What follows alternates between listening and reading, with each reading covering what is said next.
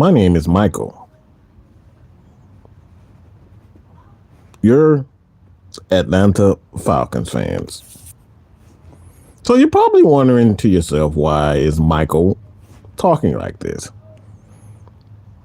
This is because before the before the storm, you always got to be a little bit calm. Yeah. Fuck all that. I got some shit to say. I got something to get off my chest. I have something to really, really, really talk about. Because I do not understand for the fucking life of me, and excuse my French, but I got something to say.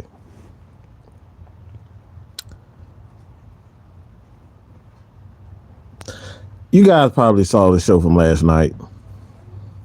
I'm positive you saw it. You saw my short speaking about the NFC South and, why teams just assuming that the Falcons are just gonna suck. I'm still trying to figure that out, and this is the show for that.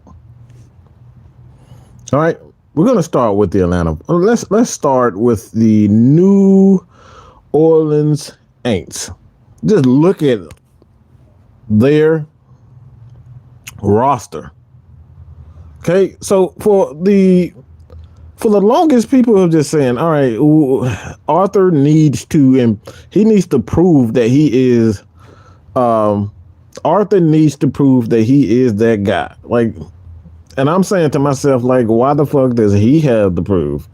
What the fuck is the Saints head coach proven to anything? Dennis Allen. When the fuck is Dennis Allen? Nobody's saying this about Dennis Allen's shitty ass career. Okay? Outside of being a good defensive coordinator, he's been a horrible coach. And I mean horrible. Okay? So let's keep that real. What the hell has he ever done as a coach to say that he deserves the right to say, he's going to win the NFC South? I mean, this team was pretty much put together by the Saints organization long before his ass even got here. But he gets more respect. He gets more opportunities to prove, or he gets more opportunities to, from the fans to say, all right, he doesn't have to prove himself, even though he hasn't done a damn thing. All right, so we're going to go up and down this roster. We're going to start with this. And you tell me when I'm wrong. Michael Thomas, this motherfucker been hurt ever since he got in the league, okay? Motherfucker toe, if you step on his toe, he gonna go on IR. But somehow, he's gonna come in, catch 100 passes, 16 touchdowns, and just do what he always does. So that's a question mark right there. Can Michael Thomas stay healthy? I think it's not. Okay, he can deadlift all the damn, all the weight that he wants, but that still don't, change the fact that his toes fucking look like. Look, all right, we're gonna go up to the next one. See, Chris Olave, did he have a good season as a rookie? Yes, of course he did. Had a damn good season. Okay, had a damn good season. And what's good, people? ATLEO therapist, Falcon therapist, Big Aunt Miss Maggie T. Miss Maggie said she was gonna marry me, y'all. So y'all give me a congratulations. She gonna kill me for that. But Chris Olave, Chris Olave is a rookie.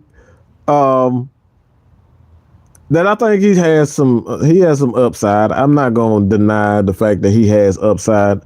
You got another wide receiver in Brian Edwards. I think he's pretty much trash. I think, yeah, he's trash. You got A.T. Perry. He's about 120 pounds. Yeah, and she's going to kick me for that. I'm just bullshitting, y'all. You got AT Perry. He's about 110 pounds. 6'7", 110 pounds. Um, you Traquan Smith is a guy that's in the slot. I think he's okay. Then you got Trevor Pennick.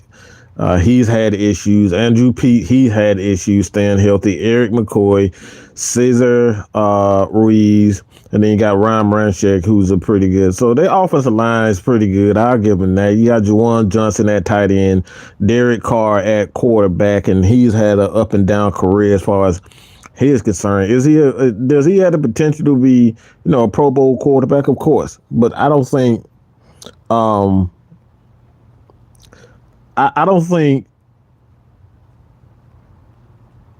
he's gonna. I just, like, for whatever reason, I just don't think he's gonna be as good as people think he is. Now, I could be very wrong as far as that concerned. But I just don't believe in Derek Carr. All right, this is the NFC South. This ain't that damn division that you playing in with those teams. This is hard hitting, hard nosed football in the NFC South. So it's going to be a little bit different. And Derek Carr has already proved that, he's a bit sensitive. I mean, the dude crying on the damn podium. You know what I'm saying? It's like Mike Ryan didn't even cry when we lost the damn Super Bowl, and he crying on the podium like he done goddamn lost a long love from. For 30 years or some shit. Like, bruh, dude sensitive as hell. Alvin Kamara can't stay out of prison. And you got the defensive side. Cameron Jordan is about 100 years old.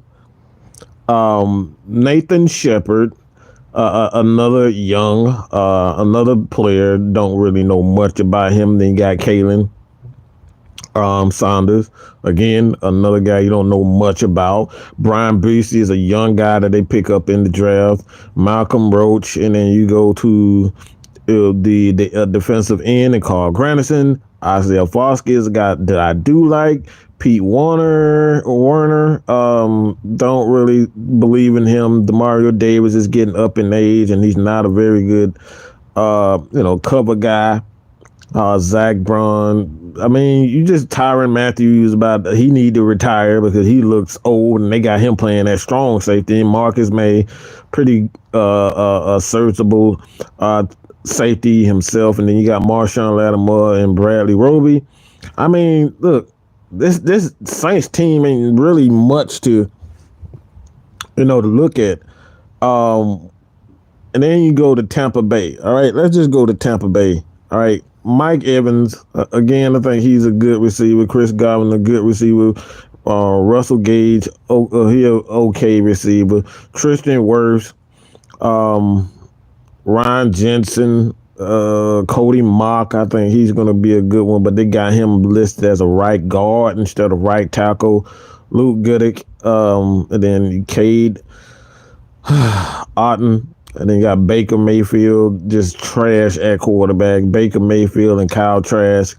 The running back, Rashad White, Chase Edmonds. Like, look, man, this team is not very good. Logan Hall, Vita Vey, who's a bit fat slob standing there. Devin White, inside linebacker. Levante David, those guys are aging. Shaquille Barrett. He's a good pass rusher, but he doesn't necessarily offer too much as far as a pass. The pass rush, not pass rush, but covering as well as run defense. Jamel Dean is a guy that I think is incredibly overrated for whatever reason they have him. He's primarily a zone guy. So Ryan Neal, Antoine Winfield is serviceable.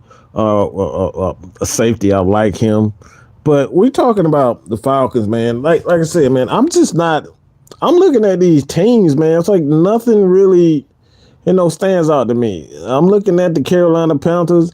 All right, outside of, the defense, you got Terrence Marshall. He's okay. DJ Shark. Adam Thielen is 1,000,000 years old. He's a fucking fossil at this damn point. And then Ikem Okongwu, Brady Christensen, Bradley Bozeman, Austin Corbett, and Taylor Moton. Hayden Hurst is the tight end for them. Bryce Young is about 5 years old in height. He's about the same height as a damn 10-year-old right now.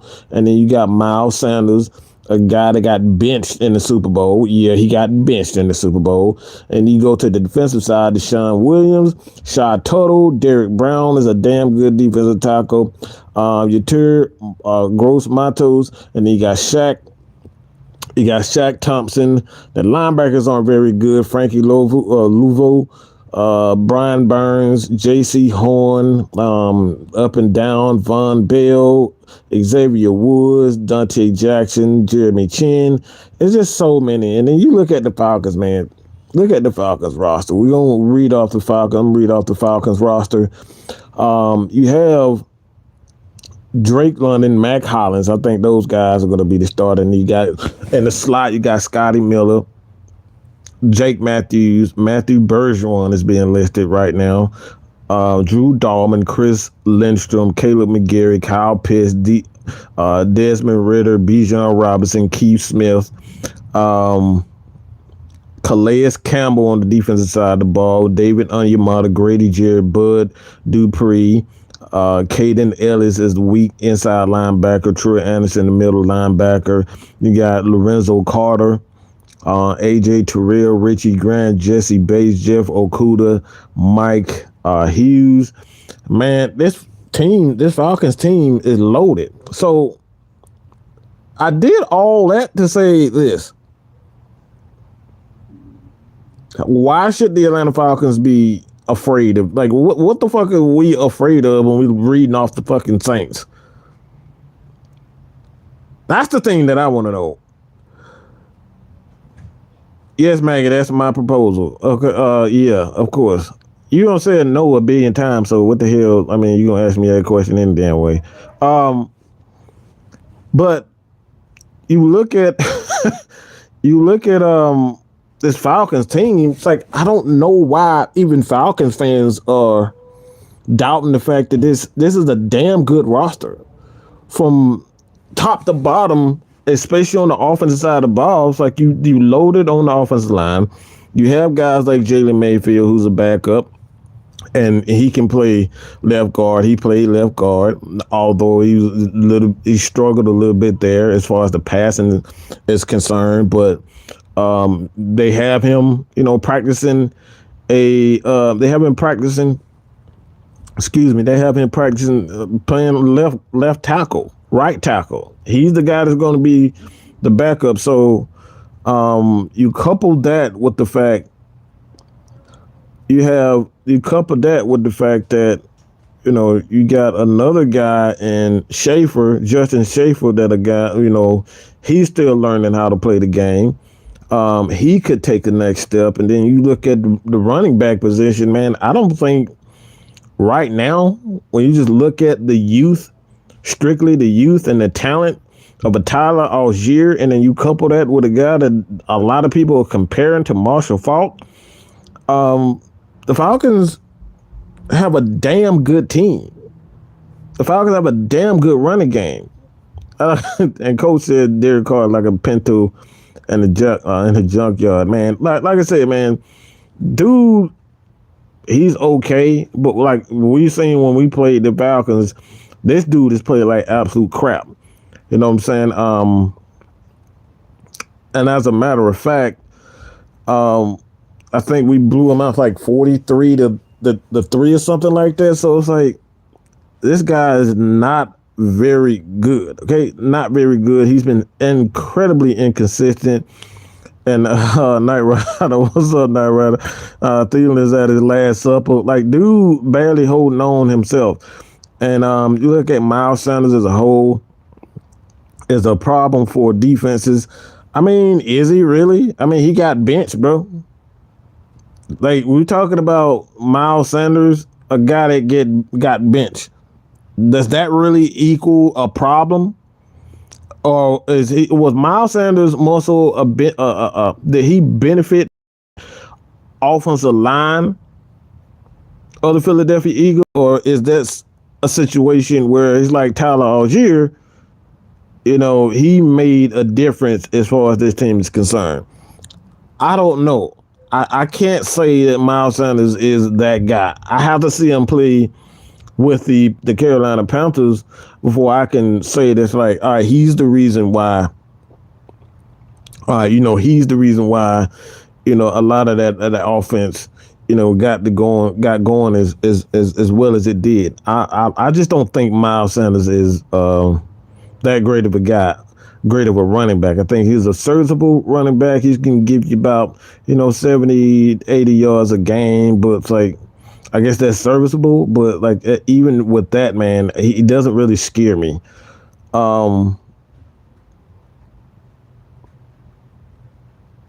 I believe the Falcons will win the Super Bowl. Keyshawn Glad.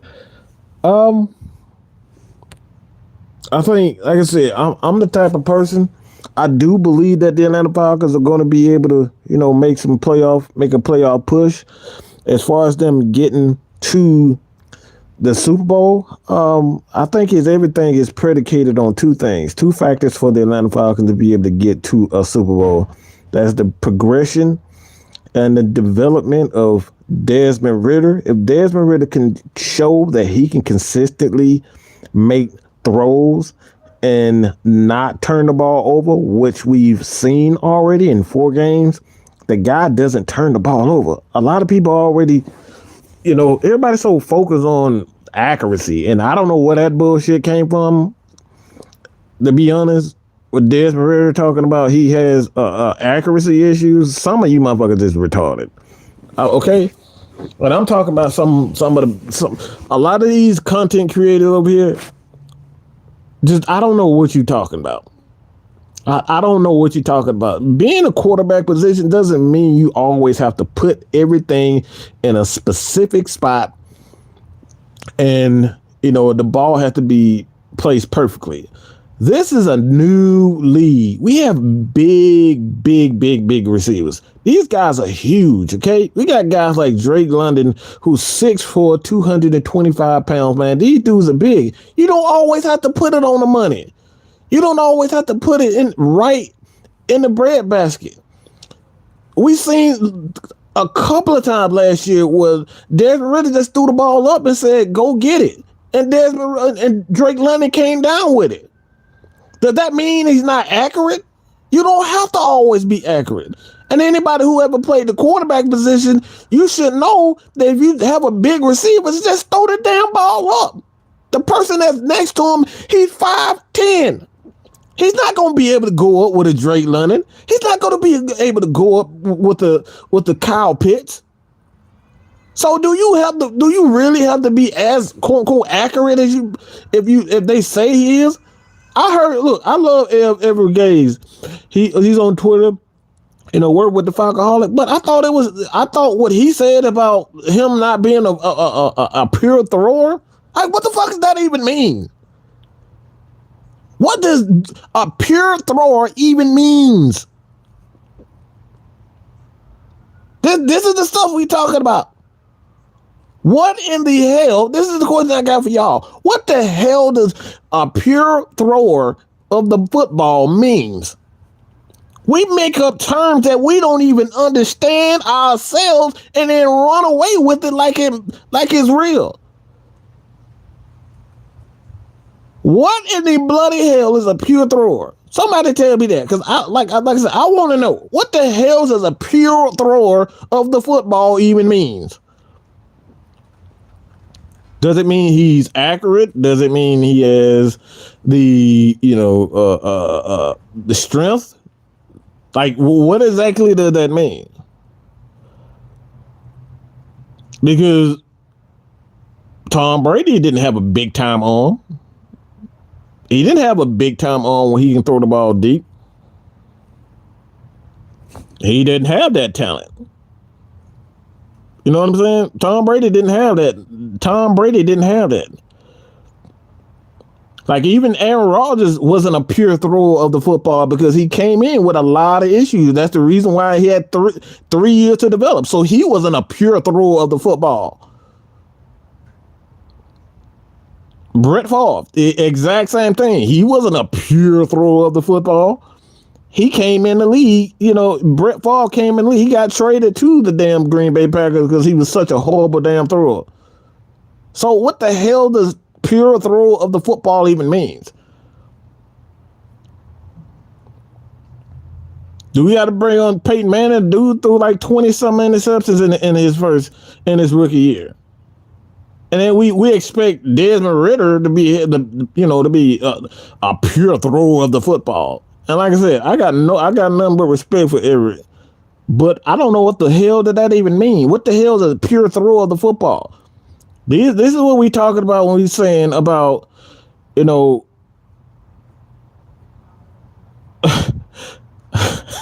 oh, coach. Oh, man. He trying to say he has too much black in him. Woo, boy. You got a point there, coach. You got that. Because that's what they always say about, black quarterbacks, that they are not pure throwers. They're more athletic than anything. But this is what I'm talking about. So, like, all the quarterbacks that we've seen come out, outside of, Dan Marino, like, can we really say that there's been a pure thrower of the football? Like, making up shit just because, a guy isn't, up to your level of expectations. What the hell does that even mean? So when it all comes down to it, man, I think one of the issues that I have, and this is another issue. This is what I say with the guys over that Black Cat podcast. This is another shit. This is another thing that I have. Motherfucker be talking about like Bryce Young is already it because he's a first round pick. Like, do we have to go over this? Do we have to bring out the list again? Do I have to bring in K-Styles so he can read off the list of quarterbacks that were drafted in the first round and they were absolute busts and people thought they was going to be pure athletes and they're going to be pure throwers. They're going to be the great quarterback. I mean, Mitch Trubisky. Do we really have to bring him up? Do we have to bring that up again? Do we have to bring up Jeff George? Another guy that the media... It's like, it's so many quarterbacks. Baker Mayfield, again, Keisha, like, Baker Mayfield was a number 1 overall. They said he was forced to be the next Drew Brees, and look what the fuck he had. He on like his 3rd or 4th dang on team. So, this is the thing that we talking about when we talk about, pure throw of the football. Like, that shit does not even exist, man. At the end of the day, the quarterback has to have the mental capacity and mental fortitude to be able to make the throws to the proper receiver. And this is what chemistry, and this is why guys like Matt Ryan and Peyton Manning are so good, because they don't throw the same pass to the same type of receivers. Matt Ryan, when he's throwing the ball to Julio, he throws in front of Julio. And a lot of times where Julio can get it and make the run after the catch, because Julio was a great yak receiver. So a lot of times when he threw it to Julio, he was throwing to Julio on a run so he can make plays with it. And then you got a guy like Justin Hardy or Harry Douglas. A lot of these guys are just possession receivers, so you got to put it right on these guys. They don't have those hands. Oh, Jerome, don't say Ryan Leaf. Like that's the stuff. They said he had a big time arm, a big time NFL arm, and then this motherfucker acted like he was pure shit, pure crap. Well, we up here talking about pure throw of the ball, like Desmond Ridder isn't a pure throw of the ball, like making up stuff, just making up stuff. Like what? Like again, what does that mean? What does pure? Nobody in this chat know what pure throw of the football even means. But we're putting that moniker on Desmond Ridder for whatever reason. Why? Because we haven't seen him yet? No, I don't have any expectations for Desmond Ridder right now, outside of being a leader, being able to put his players in the right position, knowing the offense, and being able to do the bare minimum right now is to. Look, I can trust him to get 200 yards and a touchdown. right now. I know he can do that. That's my expectation level for Desmond Ridder. But why? Because he's shown that he can do that. He's yet to show me anything that he can throw the ball for 300 yards. Why? Because he hasn't done it yet. So you can expect guys to do exactly what they do. Desmond Ridder is a hell of a mobile quarterback. They somehow people just forget about this dude's ability to make plays with his leg. We totally forget about that part. We're so focused on him, he got to be the next big thing. He got to be the Joe Burrow and he got to be the next Matt Ryan and all this type of, he may never be that.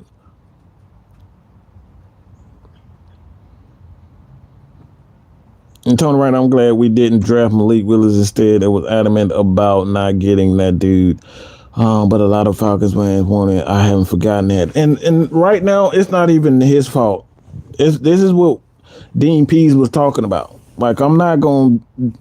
This is where I have a major problem with organizations. Y'all kill players before they even have a chance, bro. This dude was never ready to even start the game last year, but y'all threw him out there when he dang on well he didn't really know the offense like that. And when he played like crap because y'all just threw him out there when he wasn't ready. That's not really a fault of Malik Willis. This is why Dean Pease said and Arthur Smith are very adamant on playing guys when they are ready. We got to play guys when they are ready.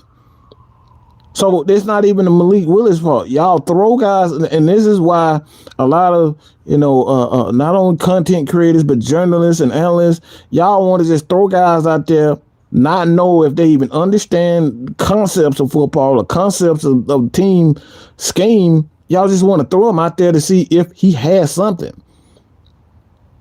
No, a guy should only play when he's proven that he understands every aspect of that team's scheme. Not just throw him out there because we want to see if he's that guy. If not, we're going to get, a Caleb Williams or whoever the damn quarterback is coming at you. So it's not even the fault of Malik Willis. Do I think we should have drafted him? No, but at the end of the day, you killed his career before he had a chance by throwing him out there. You throwing him out here against fucking lions and tigers and bears and shit, and then say, all right, Malik Willis win us games. These grown ass men. These are Grady Jarrett's and Dominican Sue type guys that he got to go against. Some of the best corners in the league. Some of the best defense in the league, and just say, all right, go get them. He ain't ready for that. So a lot of this is these coaches' fault. They be so anxious and so in a hurry to throw guys out there. They don't want to be patient and teach these guys the proper way.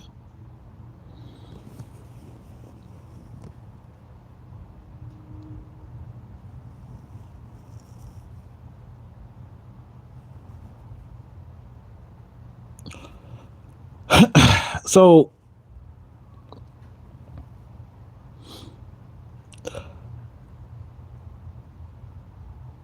does anyone think if Johnny Football gets drafted to a team other than the Browns, do you think his career turns out different? And I hope you're talking about Johnny Manziel.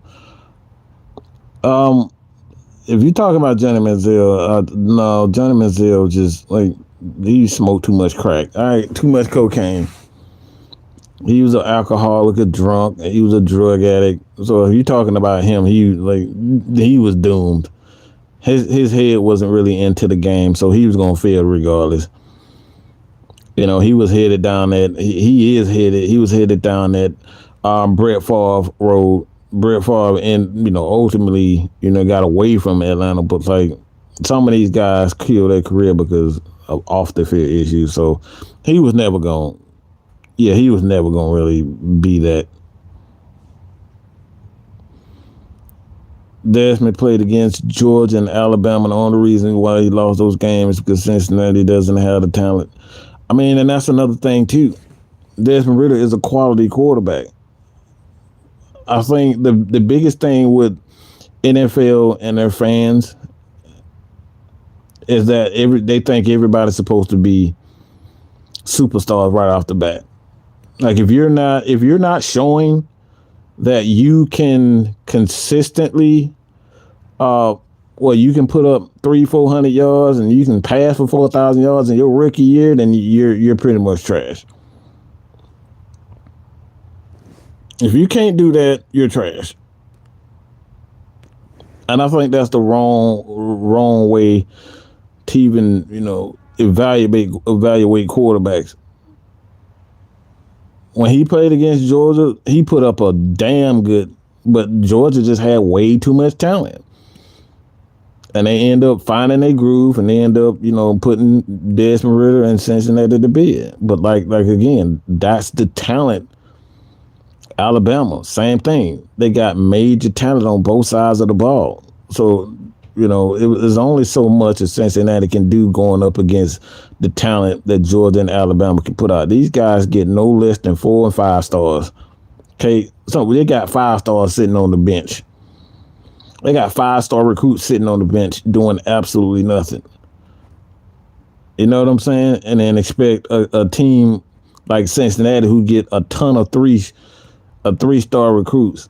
They maybe get every once in a while they get a 4-star, but for the most part they get 3-star recruits all across the board on both sides. And you expect them to be able to compete with Alabama, Georgia. Like, it's not going to happen.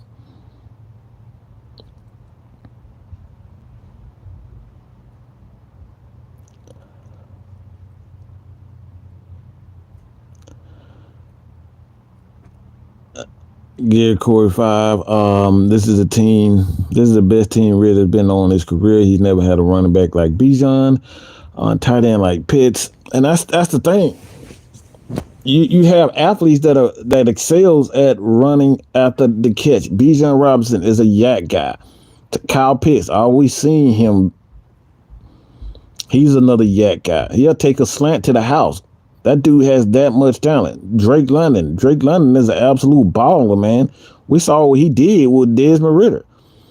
The man changed. Look, when Desmond Ridder got in that lineup, this is why I'm so baffled by the fact that people say that Desmond Ridder has accuracy issues. Like, did y'all not see what happened to Drake London once Desmond Ridder got into that lineup? Like, the dude had 4 games.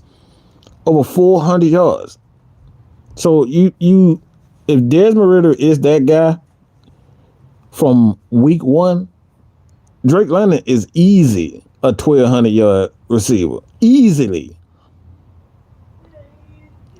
And that's without Kyle Pitts. This was out Bijan Robinson.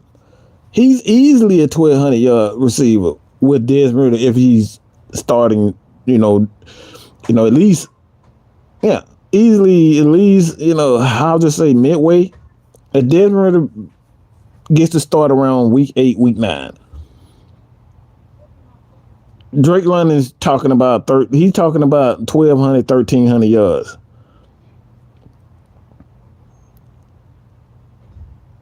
This is how this is what pisses me off, but people saying I haven't seen enough from Desmond Ridder. Like, what the hell do you mean? It's right there before you guys. The evidence is right there. Did you not see what he did for Michael Pruitt? People didn't know who the hell Michael Pruitt was until Desmond Ridder got into it, and then we sit up here and talk about he's not accurate. He's throwing the damn ball to Michael Pruitt. Anybody ever heard of Michael Pruitt before that? Be real about yourself. This is exactly why we talk about some of these people are too smart for their own damn good. Looking at all these damn analytics and they look at analytics and say, well, he only had a completion percentage here, and he only threw for 200 yards here. The dude got better every single game, and we try to act like it's nothing.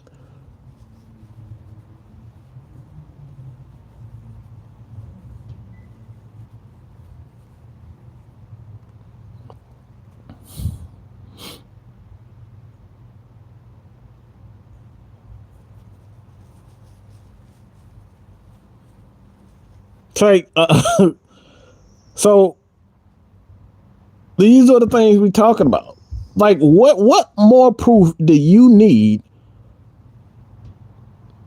with Desmond Ridder right now to say, all right, I don't know if he's that guy? What do you guys see or you do not see in Desmond Ridder to say, all right, I don't know if he's the guy? What one thing that scares you when they talk about, all right, from saying that the Falcons can contend for at least the playoff berth? That's what I want to know. Because what I've seen in those 4 games, again, this is where I think Desmond Ridder excels at, is his ability to get the ball out of his hands quickly into the playmakers' hands so they can make plays. And with guys like Bijan Robinson, who can catch the ball out of the backfield, they're comparing him to guys like Marshall Faulk. I threw the video out there. You guys saw it for yourself. If you haven't, check it out. You got Cordell Patterson, another yak guy. You got, Tyler Algier, who's, he has adequate hands. What's up, John? How you doing? But he has adequate hands. He can catch the ball. He can make some plays. So these are the things that we're talking about. Isn't the job of the quarterback is to get the ball to the number 1 receiver and let the number 1 receiver make plays? I thought that was I thought that was what he was supposed to do. I think that's the quarterback job, is to get the ball into the playmaker's hands. And he did that. And he did that well. The number 1 guy for this Falcons offense was Drake London. And he did exactly that. And we still got guys talking about, well, he didn't pass for 300 yards. He did exactly that. He did exactly what he was supposed to do. He didn't throw it. He didn't throw a lot of interceptions in those 4 games. I think we can honestly say he maybe threw 1 or 2, maybe 1 that was called back. So, like, when we talk about him being, is he a guy? He's a high turnover guy. Well, he's not a high turnover guy. And the Falcons team isn't a high turnover team. So, like, that's another thing that goes, that goes unnoticed, is that the Falcons are not a high turnover or penalized team. They don't get a lot of penalties. The offensive line is I'm talking about very disciplined, extremely deep. So it's like, again, when it comes down to Desmond Ridder, what makes you say that he is not that guy, or I can't trust him yet?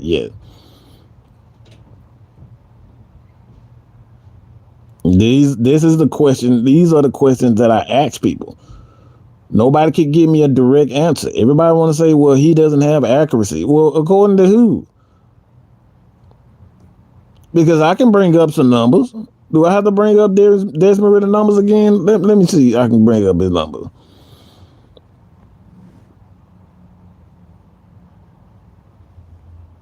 And this is why I brought up the fact that you look at Tom Brady's numbers, you look at Tom Brady's number in his first 4 games. I mean, they're damn near identical to Desmond Ridder. It's like everybody want to say, you can't compare Tom Brady and Desmond Ridder. I mean, look, anybody who say that is a fucking moron. You can't compare the two. Of course you can. Everybody been rookie at they damn time. Everybody was a rookie at some point in time. You can't do that. He's not Tom Brady. Of course he is.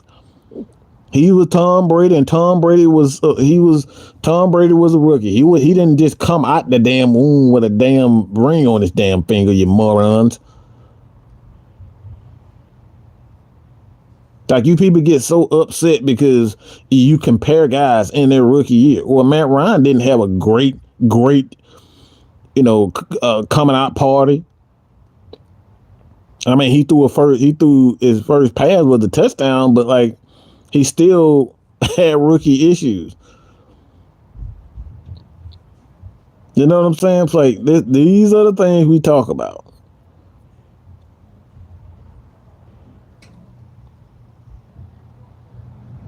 Okay, so you look at Desmond Ridder. All right, so one of the reasons why I say that, you look at Desmond Ridder and a completion percentage, combined completion percentage was 63.5.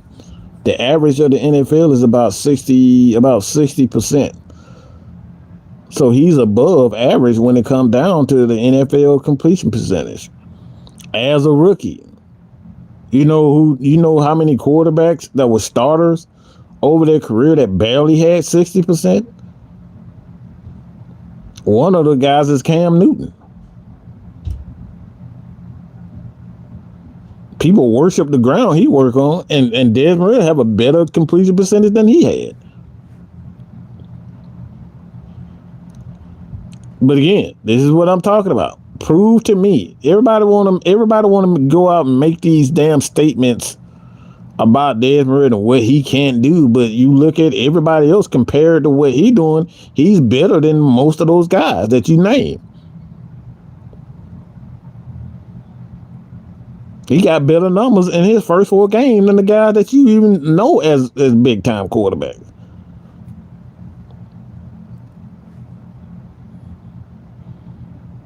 This ain't me making it up. These are facts.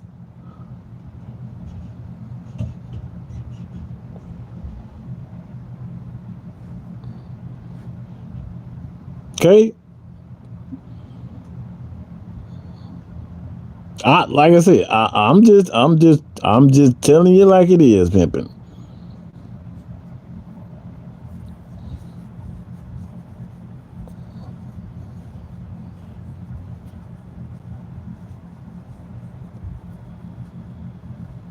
So I want to look for something. Okay. All right, let me see something.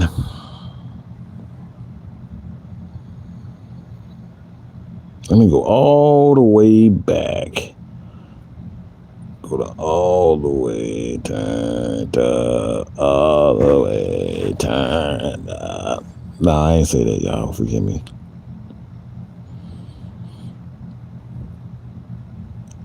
I want to look at Aaron Rodgers' numbers. Okay, I want to see something with him really quickly.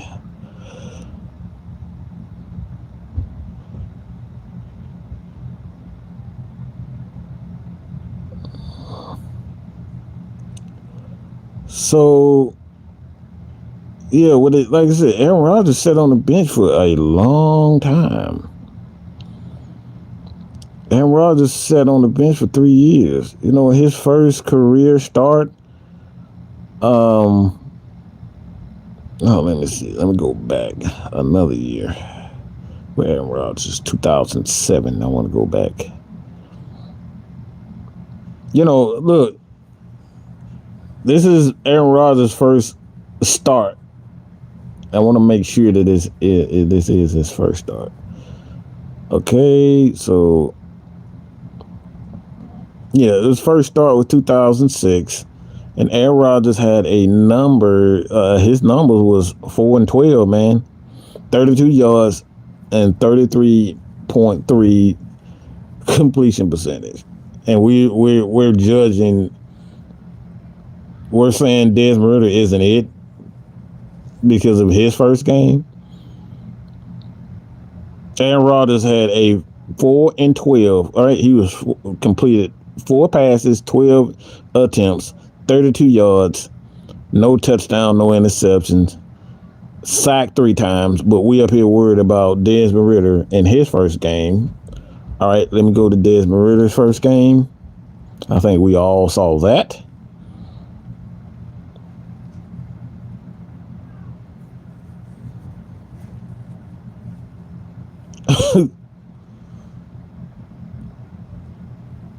Again, this is what I'm talking about. Like, if nobody wants to compare, yeah, his first game was obviously against the New Orleans Saints.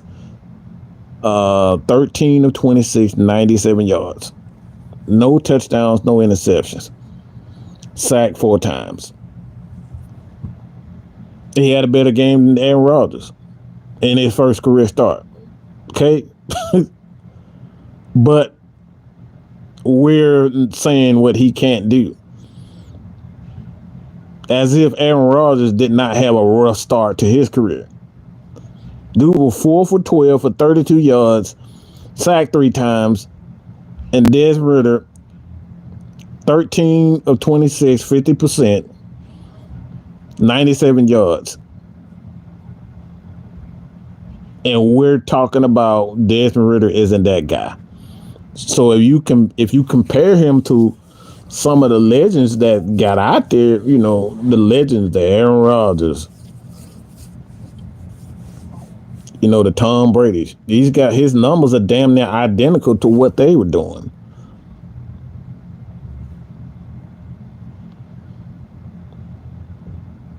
So at this moment in time, it's not so much if Desmond Ridder has the talent. I think we know he has the talent, but it's about development and continuously putting the necessary players around him on the team so he can consistently play to a certain level, or at least have those players around him.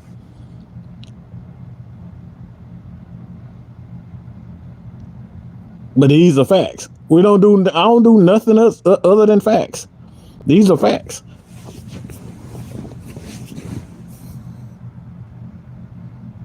And Terry Bradshaw, yeah, that's another one. His completion percentage is 59, bro.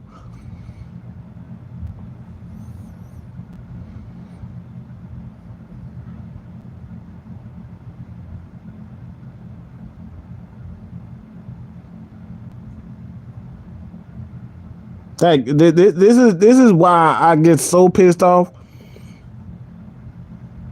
People are really up here like declaring Bryce Young to be a legend already. He ain't played a damn game against not one defense. CJ Stroud, he ain't played a damn game against one defense, and we up here declaring these guys to be top quarterbacks already. I ain't played the top defenses yet in the NFL. Desmond Ridder came out the gate playing top defenses. The San Francisco, he played the New Orleans Saints and the Tampa Bay. Those top defenses in the NFL, bro.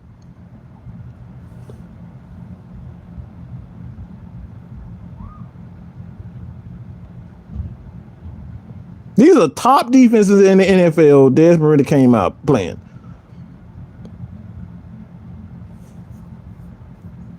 And we already talking about, well, if he don't perform well, we gonna trade him or draft a new guy. The Ravens defense, another top. These are 3 top defenses right out the gate that this guy, and he got better each game. But we talking about, well, if he doesn't. Well, he did get better. That's the shit this is the shit that I be talking about. If you don't believe in them, I have more respect for you. Just to say you don't believe and you need to see more. But don't tell me that he hasn't gotten better, because that's bullshit. And I mean capital. The biggest fucking letters you can get him, I mean them in that. It's bull. Don't tell me this guy hasn't gotten better. Don't tell me he hasn't played anybody, because he has played the best. Aren't quarterbacks graded by the level of talent that they go against? That's when you earn your stripes, when you're going against the best defense and the best teams. Well, he did that. He got better each game. What more? Like what more do you guys need to see outside of him being consistent for 17 games? That's the only thing that he hasn't proved, that he hasn't done it for an entire year. But he has shown that he can get better after each game. And this team has more weapons. They have a better defense. And then you look at the Carolina Panthers, they pick up Miles Sanders. He's been injury prone. Marshall, he still is not a great route runner. Adam Thielen is a million years old. This is why the Vikings got rid of him. He's old.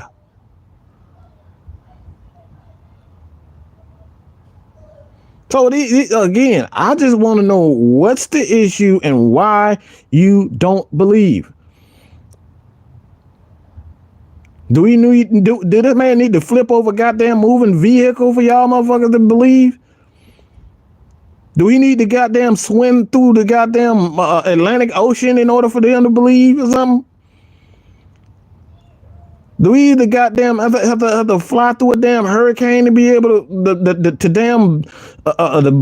to have y'all believe in them?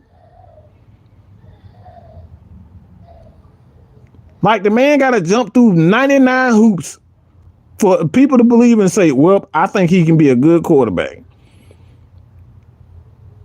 But a motherfucker like Bryce Young, just because he drafted in the first round, y'all right off the back and say he's going to be a legend. He's from the University of Alabama, even though Alabama has had a long history of having quarterbacks that don't necessarily work out. The last decent quarterback that came out of Alabama right now is damn Tua Tagovailoa, and that dude can't stay healthy for nothing.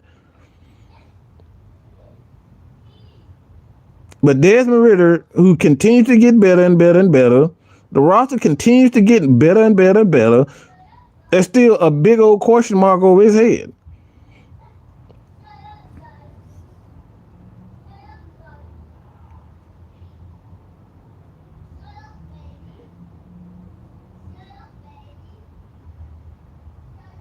Vlad, how you doing, bro?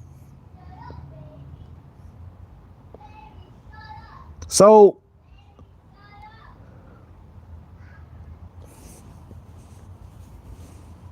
I mean, look, even that is wrong in itself.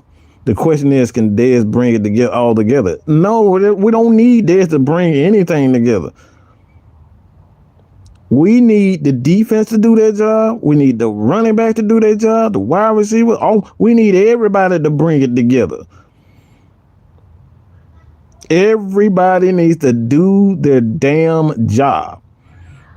We don't need to be worried about superstars. We don't need to be worried about guys being, to develop to a certain to a Pro Bowl, or you turn into a Pro Bowler. We need everybody to be able to do their job, because we've had superstars before. We had a Calvin Ridley. We had a Julio Jones and a Matt Ryan. We had a Johnny Abraham. Where that shit get us? No damn where. A heartbreak. So we need the team to be able to put it all together and complement each other well, just like the Kansas City Chiefs. Everybody put all the onus on Patrick Mahomes, but they don't realize they got an incredible system there. The defense complements the offense. The offensive line complements the quarterback. The quarterback complements the running game. The special teams complements the offense and the defense. Like, all that works together. All of it works together. Andy Reid has created such a chemistry with that team that is damn near impossible to beat. They have changed personnel year after year, and they still do what they do. Does a lot of it have to do with Patrick Mahomes? Absolutely. But they got great coaching staff, great offense, great defense, great special teams. Everything works together. So, like I said, I understand where people want to see Desmond Ridder continuously get better. I think everybody needs to at this point. I need to see the growth of Tyler Algier. I want to see him bring it all together. I want to see him be a more impactful running back in the passing game. I want to see him more of impact in the blocking game. I want to see him pick up some blitzes. I want to be able to leave him in on third down so he can pass block. I want to see CP more as a wide receiver, special teams. I want to see him as a running back. I want to see Bijan Robinson, put him at pass pro, catch the balls out of the backfield. I need to see all that. I need to see all the offensive linemen continuously evolve. I want to see Grady Jarrett put up 10 sacks. I want to see AJ Terrell, get more than 4 interceptions, more than 3 interceptions in a season. So many players on this team in itself need to take it to a new level. But the media has went out their way to always, put the quarterback over everything. They're the reason why quarterbacks are getting paid $50 million to be a fucking average quarterback. What the fuck does Geno Smith need to be making $50 million a year? Like, just come on, people.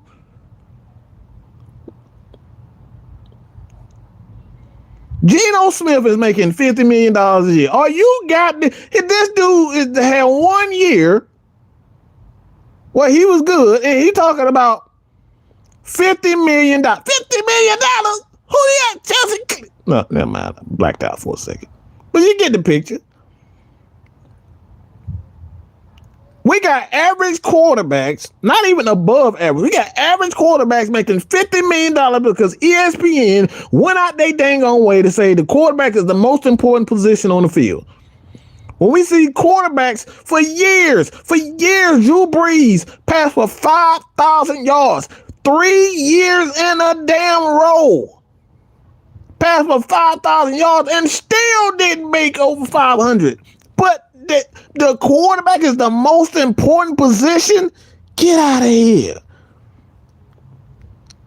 Is the quarterback is the most important position? I don't think so. I think you need great quarterbacks. I need your quarterback to be able to be a leader. What you need from your quarterback is to be the one of the most important leaders on your team. You need your quarterback to be able to put everybody in position. You need your quarterback to be able to know the offense, defense, and every aspect of a team together. But to say the quarterback is the most important position, I just don't believe that. The team dynamic, the coaching, that makes. Tony Wright, Ryan Tannehill got paid. Daniel Jones, bro. These guys Daniel Jones ain't even made it to, come on. He getting $40-something million to be average. You don't think Dallas you don't think Dallas Cowboys are regretting the fact that they gave Dak Prescott damn near $200 million to barely get your ass to the playoffs? Let me say that again. You don't think Dallas Cowboys are regretting the fact they done gave Dak Prescott about $200 million to barely make it to the playoffs?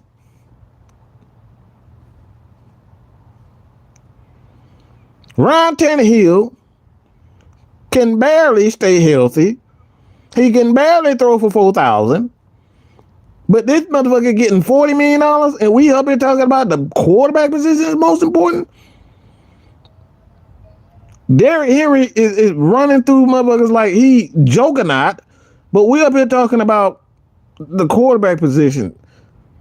Kyler midget ass Murray making $50 million. $50 million? For what? Why is he getting $50 million?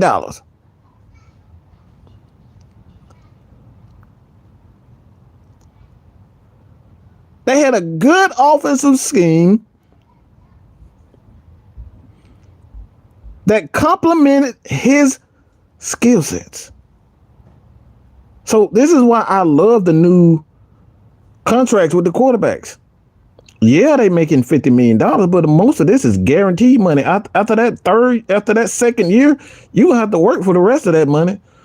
So you can get $60 million in that first year. But if you don't perform well in that first and second year, yeah, we got a way to get you out.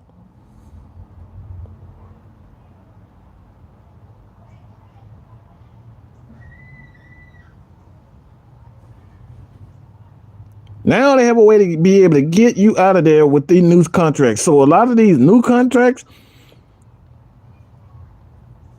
aren't holding players. They aren't holding these these quarterbacks and these players to 3-4 years. Like, that Deshaun Watson deal. That Deshaun Watson deal just opened everybody's eyes as far as like, I want to be able to give guys what they want and what they deserve as far as the market is concerned, but I'm not paying dudes $60 million to be average for 4 years in a row. You crazy as hell.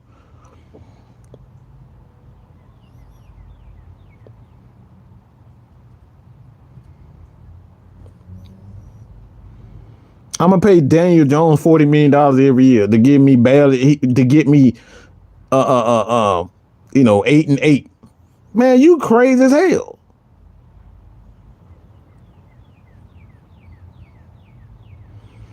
What I gotta relax? Somebody tell me when I'm lying. Why am I giving guys $50 million to barely get you to the playoffs? Somebody tell me. Look, I'll relax when you tell me when I'm tripping. Tell me exactly where I need to relax.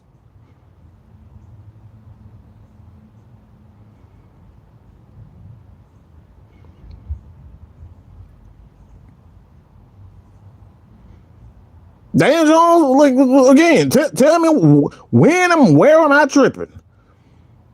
We want to put these quarterbacks on a pedestal and forget the fact that offensive linemen, running backs, wide receivers, all of them play a tremendous hand into it.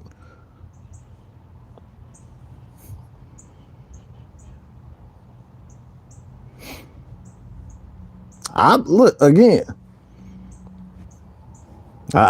know everybody like the broad with the big booty, but sometimes flat booties they do some magic. Just saying.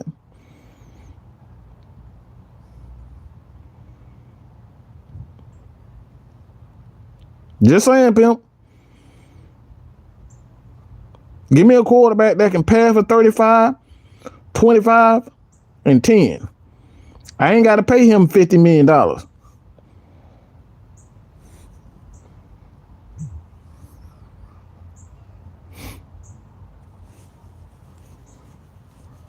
See, we so caught up in trying to make everybody superstars and living up to a certain expectations. We don't even realize that a quarterback that is giving you 3,500 yards passing, 25 touchdowns is actually good.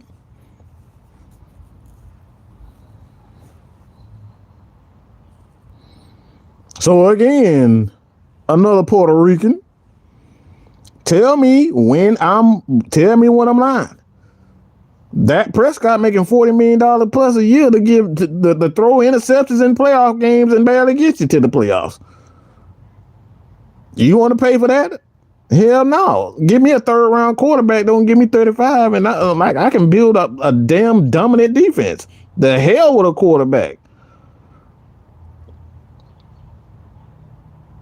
The fuck? I'm gonna pay Deshaun Watson, $50 million every damn year to get hurt and get massages. Man, get out of here with that nonsense. You gonna pay him $50 million to rub on other people's booties? Man, please. If I'm gonna pay that motherfucker $50 million, he better be Michael Jordan, get me to the championship every damn year. You crazy as hell. You see what happened to the Packers? They gave Aaron Rodgers all that money, $50 million, and sent his ass packing the next year. Teams are starting to get with it, bro. And it's time for fans to get with it. Time to build teams is now. Have balance, run offense, offensive line, be able to pass the ball when you need it, run the ball when you need it, play defense when you need it, and have great coaching. The time is now for that. All this I need a dominant quarterback shit is way out of hand.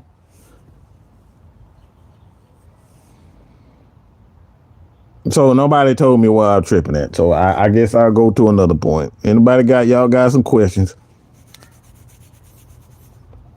Kyler Murray's the second pay. Highest paid athlete under the age of 25 in the world, and the Cards will be looking at the number one pick again. A freaking man. You don't think the Arizona Cardinals are regretting the fact that they gave this man $50 million? To do what? To not practice? To not read? They had to put this in his... They had to put this man in... they had to put it in his contract that he had to study.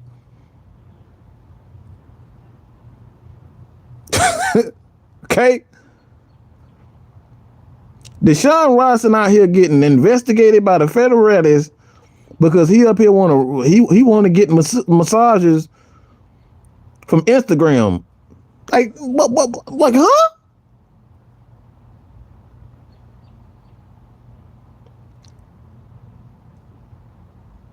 The Cleveland Browns contract, okay?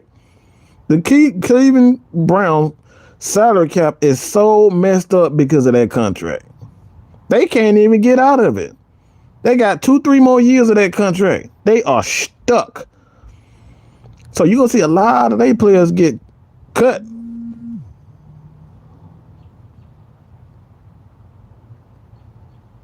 A lot of their players are going to get cut. They have no, like, as soon you're going to see guys like Nick Chubb gone. The defensive end, Myles Garrett. Like, you're going to see a lot of those guys.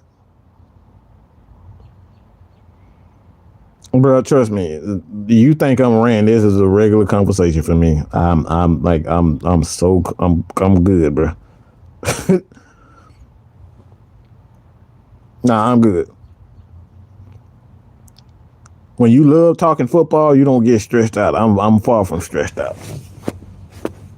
What stressed me out is seeing fucking Kyle Shanahan blow that damn lead in the Super Bowl. That's what the fuck stressed me out. Okay?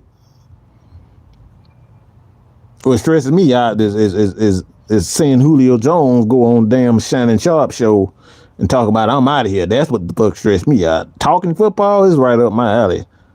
I'm cool, calm, and collected. Denzel Ward, again, another guy gone. Why? Because the quarterback making $50 million.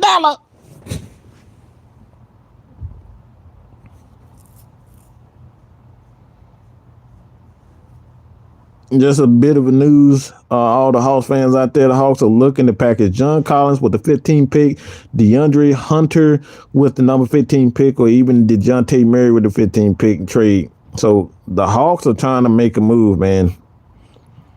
So it's going to be DJ Murray, John Collins, or DeJounte Murray. They are trying to make a deal. So that's a little bit of Hawks news for you guys.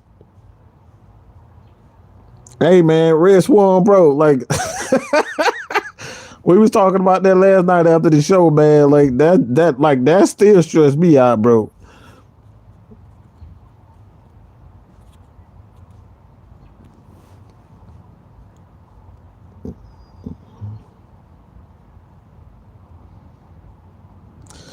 Think they're trying to hop up to the first pick. They said the Hawks said that they were either going to trade down or they're going to trade up. But I'm hearing that they want Pascal Siakam. That's what I'm hearing.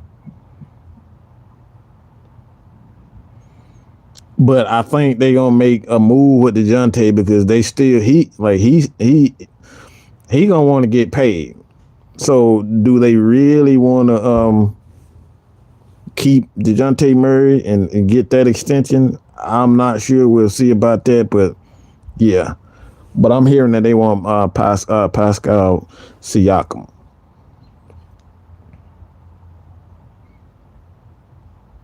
Tony Wright, Kyler Murray is a bum, a spoiled mama's boy. Like, look, the dude, anytime you got a quarterback, you hear stories about the team got to put a clause in your contract to make you study, bro, get out of here. You'll be hearing real soon that the damn Cardinals are trying to trade him.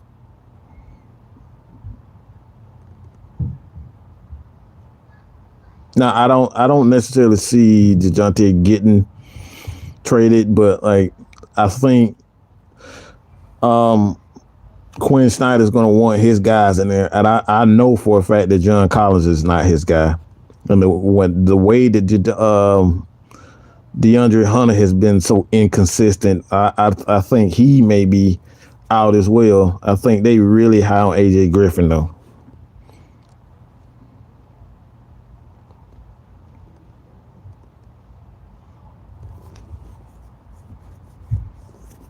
Yeah, I think don't be surprised if Dante Murray be gone. I'm just gonna say throw that out. Do not be surprised if Dante Murray is on his way out. I actually do think Clint Capella might be got out also because I think again this is all about this is about Quinn Snyder and the type of guy that he wants. And y'all check out tonight my OG himself, Coach Unchained, is going to be going live to talk some ball. Coach, you in the chat, tell the people what you're going to be talking about tonight.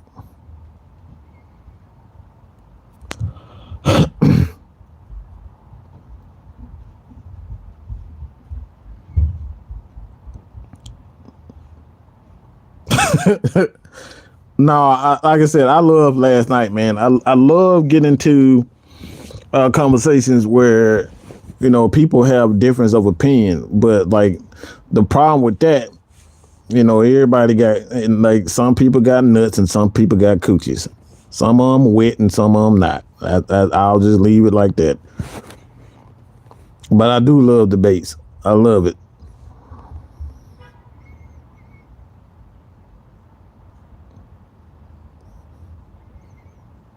But yeah, I think the thing too, like I said, I just think the Hawks Quinn Snyder just want his guys. Was watching the Rams preseason game. Hold up, preseason game? The hell you talking about, Alex? The Rams played it. What the hell? Hold up, the Rams played the preseason game. What? Like not everyone can take the heat. Oh, last year. Okay, all right. Because I don't know. Look, the Rams think that they got a legendary quarterback in Stetson Bennett. I'll just leave that at that. They think that you had. Yeah, never mind. Look, I'm gonna leave little Bennett alone. I mean, he helped us get 2 championships. I'll leave him alone. He's still ass, but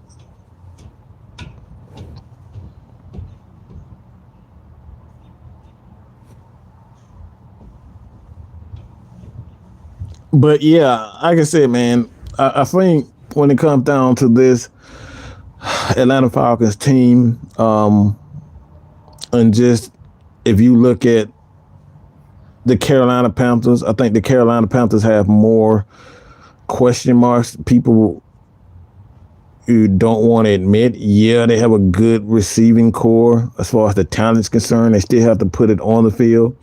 You have a quarterback in Bryce Young who still is, he's a first round pick, but like, do we know that he's going to be able to translate?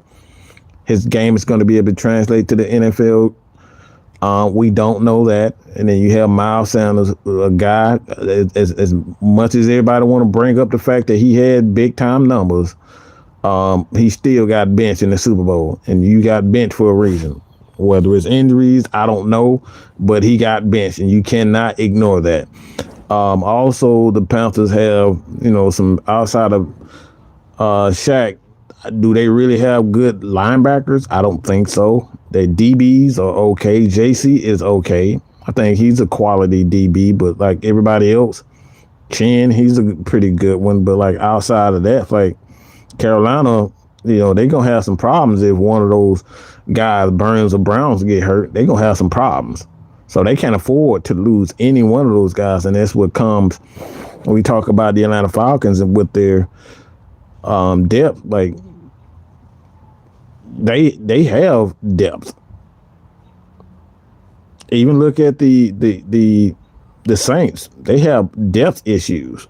They lose Cam Jordan. It's like, do we really believe in Brian Breesy? The dude tear ACL stepping off a damn Stairmaster. You know what I'm saying? So, like I said, man, like I get it. Dante Jackson, another one that's okay.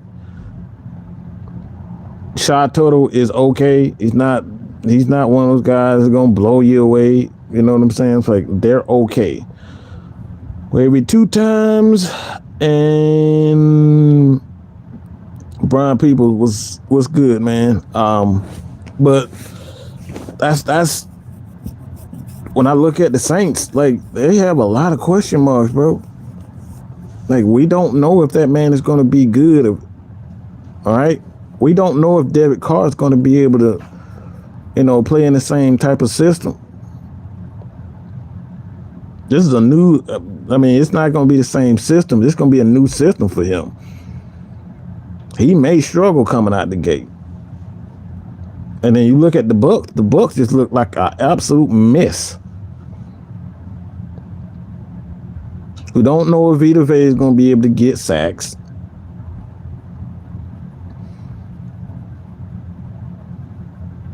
I do like the D tackle that they drafted, whose name escapes me right now, but like I do like him.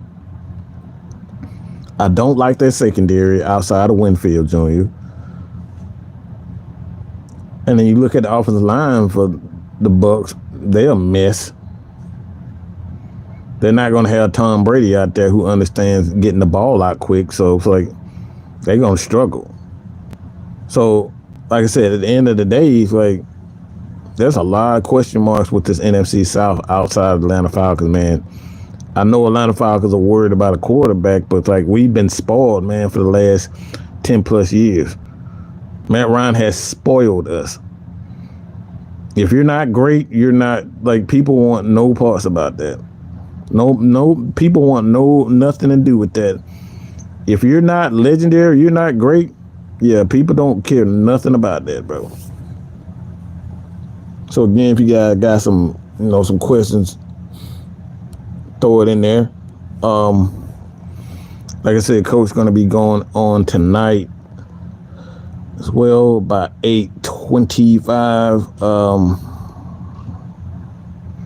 Drew was good. The Saints really don't look good to me at all. And like I said, I just don't. And to be, like John said, Carolina was a mess last year, man. It's like, if it wasn't for that defense and Wilkes, with his chemistry, he brought that team back together. They were a mess offensively. They were a mess.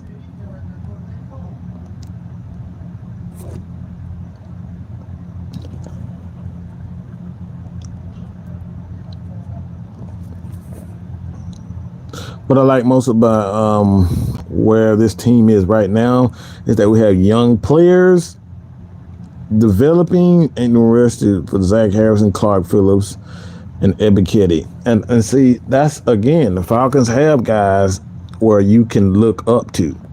How many players on the Bucs team that you can say, all right, we're looking up to see what they're doing. They can take it to the next level. Not many guys on that team where you say, yeah, these are young. They have enough young guys that's going to be able to, continue to get better. Most of their guys are already, at peak. Carolina, most of their guys are already at peak. Outside of their receivers and whatnot, but Carolina, they don't have a lot of guys that are, they can go to another level. Most of their guys are pretty much peaked. And this is the thing with Carolina Bucs and the Saints. Like, most of their guys, and the Saints have a major cap issue. I don't know why they keep thinking in their head if they can get, Derek Carr to perform like a Pro Bowl, they have a chance to get to a Super Bowl. I mean, I guess. But I think it's still going to be an adjusting period with a guy like Ryan Nielsen not being there.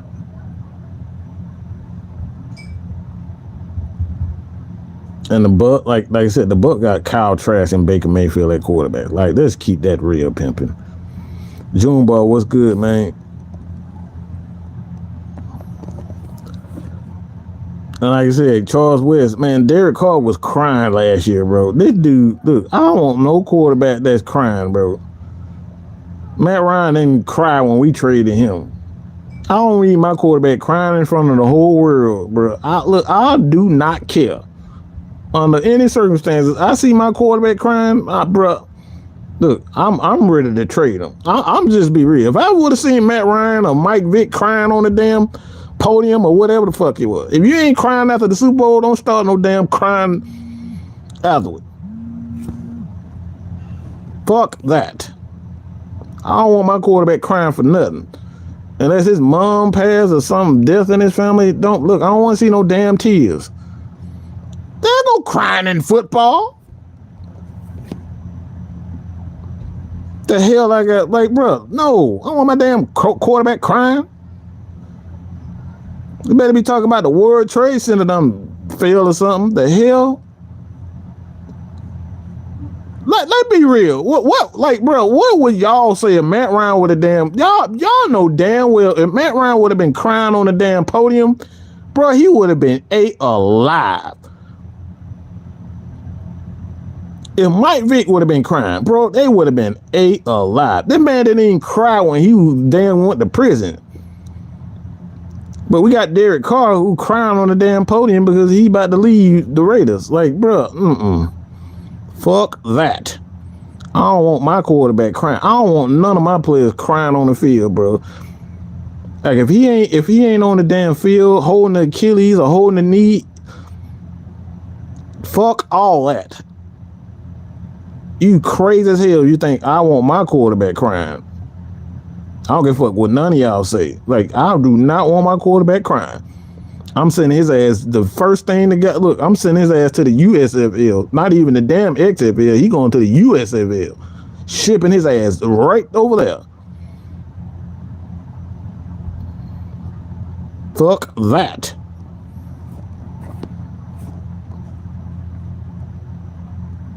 All that damn crime because you about to go to another. Man, please. Peyton Manning didn't cry. You know what I'm saying? He broke his damn neck.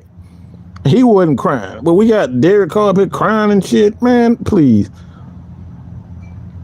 I'm shipping his ass. I'm shipping any especially the quarterback. If he crying, yeah, he out of here, partner. Like I said, look, he better be his mom, better be, look, it better be something worthwhile. No, sir. No, sorry, Bob. I don't want nobody crying. The hell?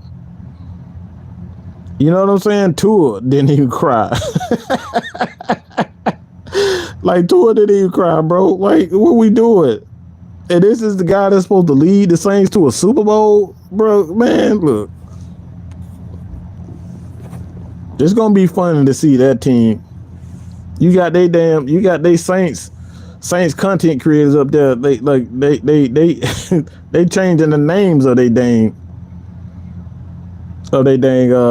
podcast now because they running away from the Saints organization.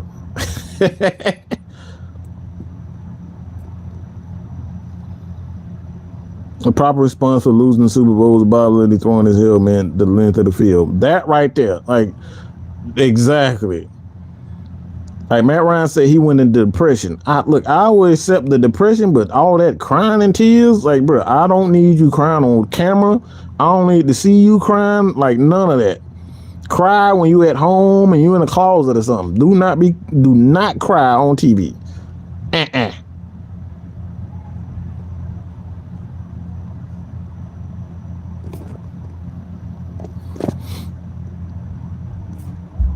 But another reason why the Skanks traded out of the top 10 in the draft is because they couldn't afford the top pick. Again, that's another thing, bro. It costs money to have them top 10 picks like that.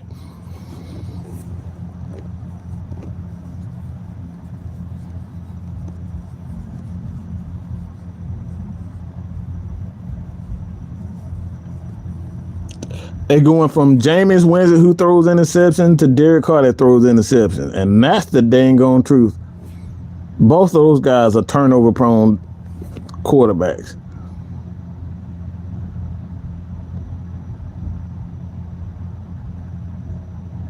And like I said, that's my issue when it comes down to these guys, man. It's like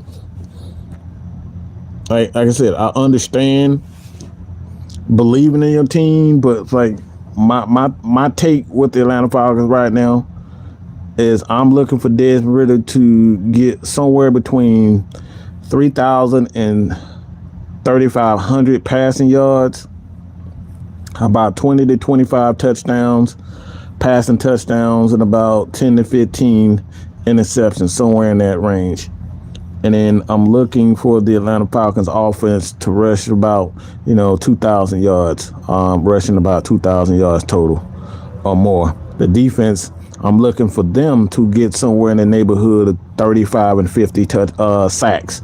And I think the interceptions is definitely going to go up.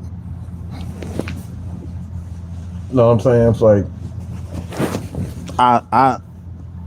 I'm not going out of my way to say these guys are going to, like Desmond Ridder is going to be, MVP and all that crazy shit. I don't know if it's going to work out, but I do know this, that the Falcons now have the pieces to be able to run their scheme and run their system the proper way without having to worry about injuries too much. They have depth. They're going to be able to get Grady Jarrett a lot less snaps. That's the thing. You get Grady in that fourth quarter, let him sit, a little bit in the second and third quarter, take a few plays off. So he'll be, 100% ready to get after the quarterbacks in that fourth quarter. Like that's what you have, that ability now. You have that ability to put a guy like Calais Campbell in that 3 tech and put him in the middle of the defense so he can stop the run. Like, you have that ability now. Lorenzo Carter, Bud Dupree, Arnold Ebiketie. Like, you have depth at that edge position now.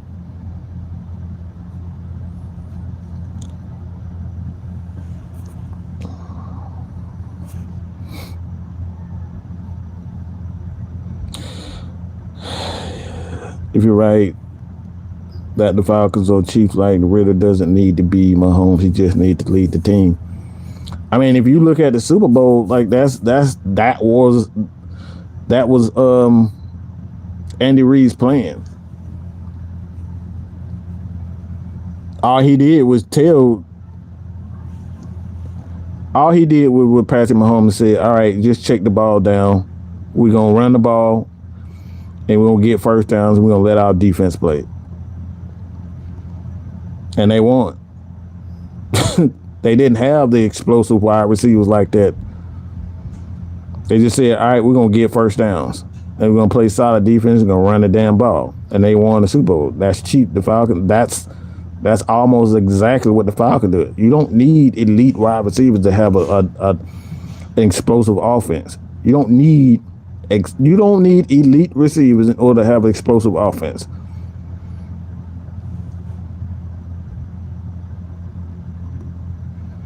I mean, look at the 85 Bears. They didn't have, they had sweetness in that offensive line.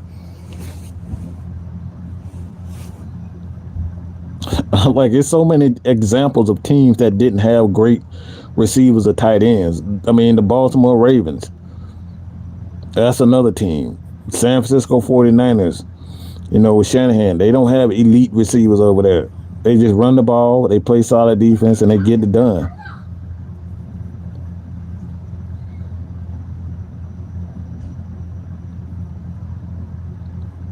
And Blackberry, that was another thing when it came down to this defense. The best team in the second half, allowing 7.9 points a game. And that's what the defense that couldn't get after the quarterback. And that's what we're talking about when it comes down to this offense. They beat teams up so much in that first half. When it comes time to the second half, teams are tired, bro. Teams are tired. they get in a absolute brutal war in the first half of the game, and in the second half of the game, they done got beat up so much. They don't have much left. But I think the difference this year, the Falcons have enough weapons this year offensively to capitalize off of their style of play.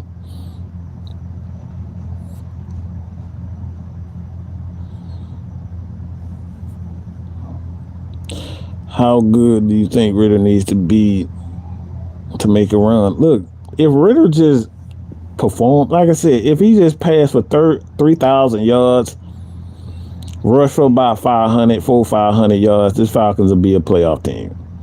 If this man passes for 3,000 yards, rushes for about 400 to 500 yards, this Falcons team will be they'll be a playoff team.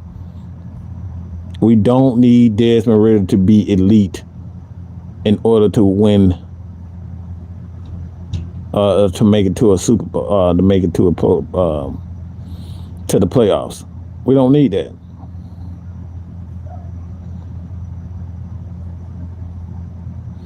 Yeah, Willie Gault is probably the only receiver from that 85 bad team.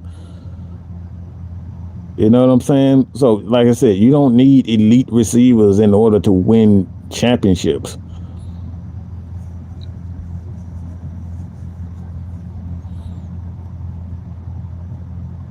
So, like I said before, a lot of people are just focused on the wrong aspects. If this Falcons defense turns out to be a top 10 defense, this is automatic playoff bid. Just based on what we have in this division. If this is a top 10 defense in this division, we'll make it to the playoff because we're going to dominate every last one of those teams because they don't have great defense and great teams themselves.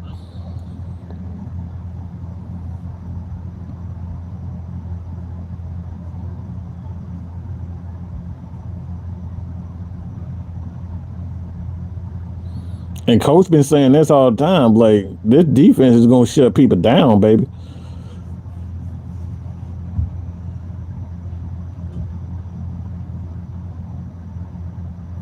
Like I said, so many people are so focused on Desmond Ridder.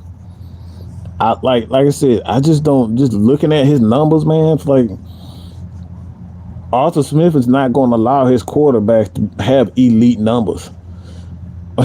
I know that sounds crazy.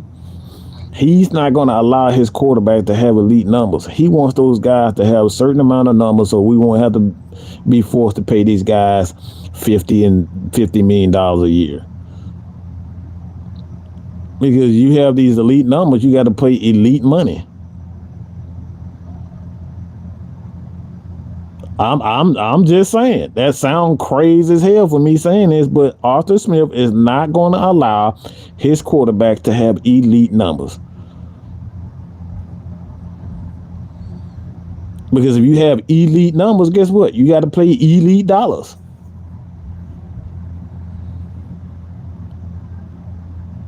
If Desmond Ridder fuck around and win an MVP, guess what? You're gonna have to pay him MVP money.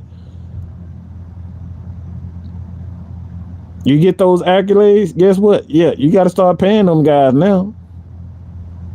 If Desmond Ridder fucked around, and I'm gonna say this: if Desmond Ridder fuck around and make an MVP, and if we have an elite defense, you can best believe Desmond Ridder getting traded. I do not believe the Atlanta Falcons they want to pay a quarterback $50 million a year. I could be wrong, but I don't think the Falcons want to do that again. I don't think there's many teams in the NFL that want to pay quarterbacks $50 million a year. I don't believe that this guy is going to, like I said, I just don't believe that the Falcons want to do that again. That's one of the main reasons why we were where we were.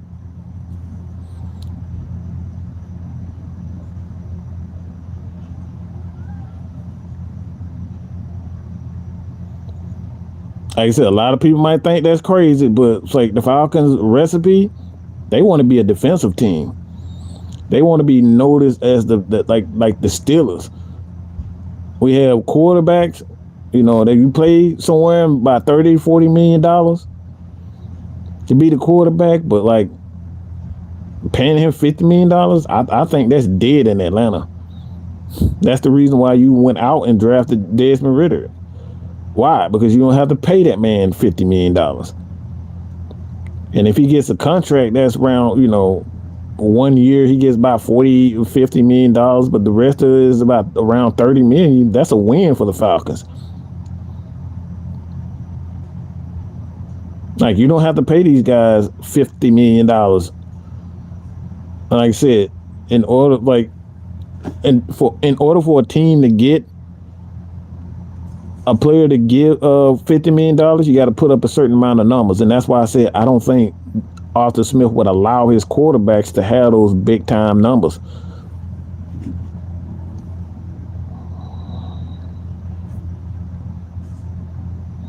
Like I said, tune in to Coach tonight, man.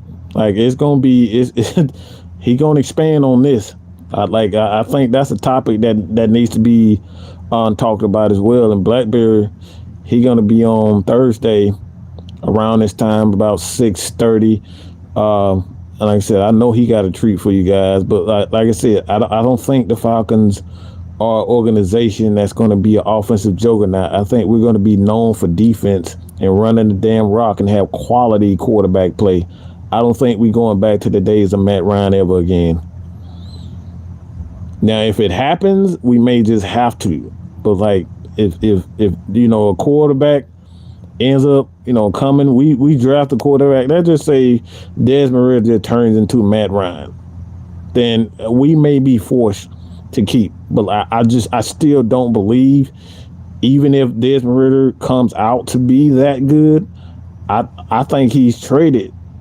I'm just being real. I think he's traded. I just do not believe Arthur Blank wants to pay players so much money.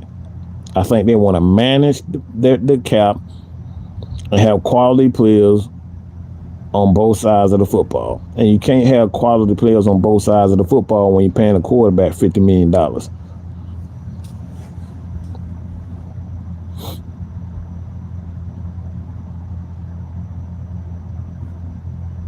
We got to pay Tyler Algier, Desmond Ridder, Honor Ebike, Drake London. You got Kyle Pitts. You got to pay, you already paid Chris Lindstrom, whose money hasn't kicked in yet. So that's another guy. And then Caleb McGarry, his money kicked in.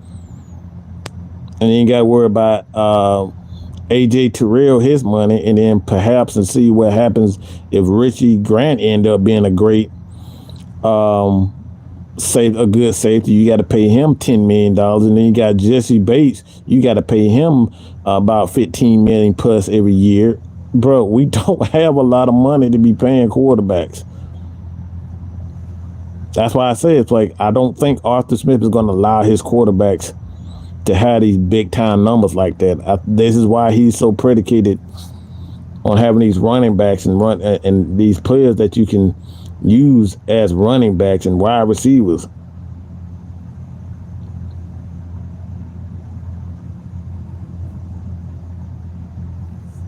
So, like I said before, man,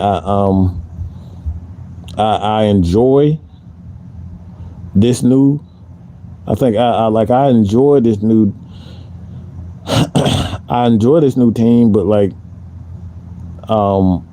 as far as the old days of doing things, I think that's pretty much dead, man.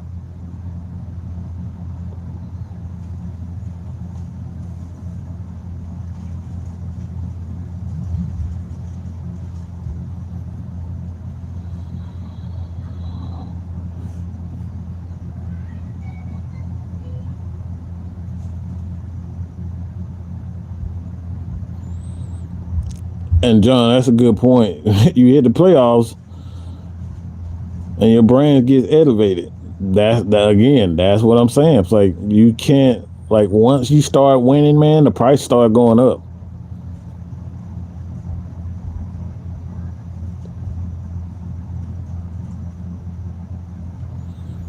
But like I said, I think it's more so about managing the team and managing the roster, the salary cap, You don't you don't want to do too much. Like I said, Falcons have way too many players right now that they have to lock in.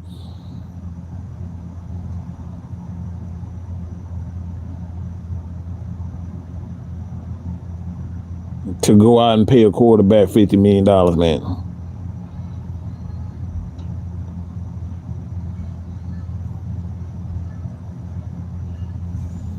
Yeah, and at the end of the day, Arthur Smith is just an asshole, man. Like I said, he does he does the same thing. With quarterbacks is Kyle Shanahan. Kyle Shanahan's like, for the most part, I think he did that out of desperation because they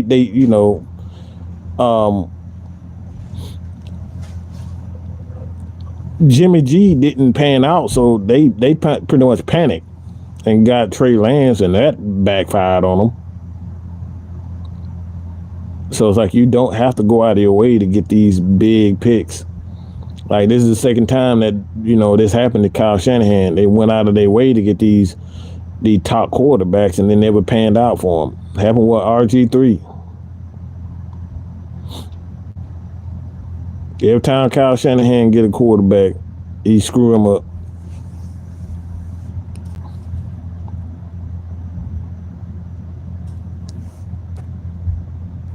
So like I said before, man, check out Coach tonight, 8:25, okay? 8:25 Eastern time. But I had to say that, and I'm going to end with this. The Atlanta Falcons defense is going to be the difference in this year. I think that's what I can come to a conclusion, is that this defense is much better. It's deeper. You have a much more depth on the defense side of the ball, especially in the secondary. The linebackers still have a question mark as far as that concerned, with Troy, Caden, and Michael Walker. There's a question mark there. Who's going to be the best guy? And then you have the D-line. I think the D-line is the deepest part of this particular team. But I think the defense is definitely going to be the difference. But I just don't see, and I'm like, with the exception of Carolina, that defense, if they stay healthy, Miles Sanders, if he can just give them 1,000 yards, Bryce Young, if he can stay healthy and just be adequate for them, they'll be a team that's around 8 to 10 wins. But everything is predicated on that defense is staying healthy. I'm never for one that's like, look at a quarterback and just because he's the first round to say he's going to be the difference in the team. I don't think that. You got to show me. You got to show me that you belong in this league. Until Bryce Young shows me, I'm not going to put him on a pedestal because he's a first-round pick. And that's a lot of dumb shit that people do. Yeah, because he's a first-round pick, you want to put guys on pedestal. I don't give no fucks about that dumb crap. All right? Because we've seen time and time again, like even with Brock Purdy being a seventh-round pick and damn self last pick, he ended up being a average quarterback that can, at least run the offense. So you don't need a quarterback to be able to be, drafted in the first round in order to win games. You don't need that. You just need a quality team, quality defense, quality offensive line, quality players in order to win games. And I think that's what players need to focus on. So again, check out Coach Unchained tonight.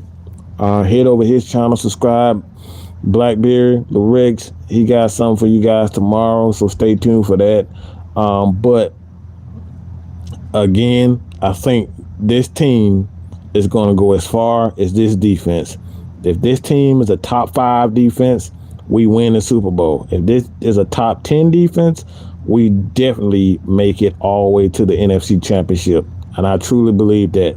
I think we have the offensive scheme that's good enough and we don't make a lot of penalties. We don't have a lot of penalties, and they don't make a lot of mistakes offensively, and they don't turn the ball over. This Falcon team offense do not turn the ball over, so that's another underrated aspect of Austin Smith's scheme that people totally neglect. This man, he preaches discipline, and this is a disciplined offense. And you heard with Calais Campbell, it's like this is one of the most frustrating and hard offenses to play against, because you never know what's coming for you, and that's coming from a veteran that's been in the league, 15 plus years, for 10 plus years.